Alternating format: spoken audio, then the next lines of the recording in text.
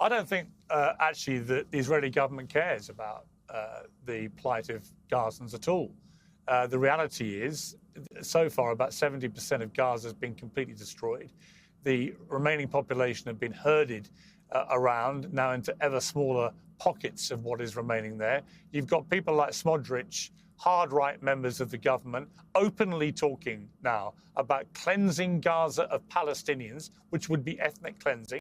He wants to kick them all out of the country. Then I hear Israelis say, well, he doesn't speak for the government. He's the bloody finance minister. Of course he does. And so you've got people like this saying, well, yeah, we're going to cleanse Gaza of all Palestinians.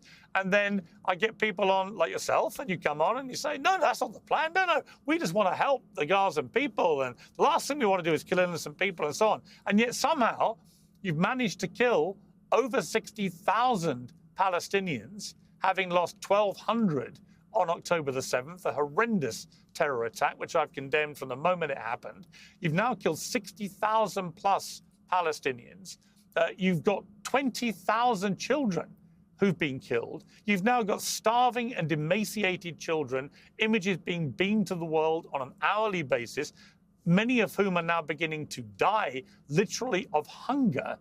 And this is started by a 3-month blockade, deliberate policy of a blockade, starving the innocent Gazans of food and water and aid and other things.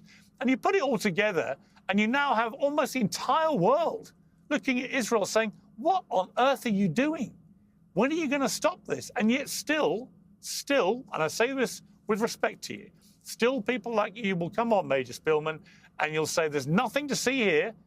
There's nothing that can be reported because you won't allow media to go and investigate this independently.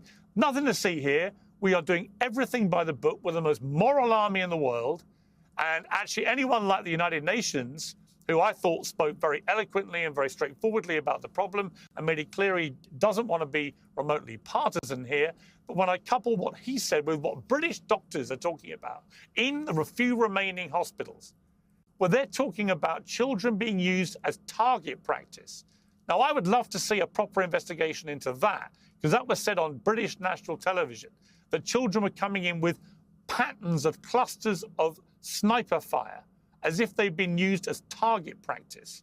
Right? So, yeah, you can come here and you can attack the United Nations. You can say they're the villains. You can blame Hamas for everything. But my final point to you, Major Spillman, about your big, lengthy diatribe there about me, about United Nations and everything else, is you quote Sinwar and talk about this is what he wanted. Actually what he wanted when he did what he did on October the 7th is lure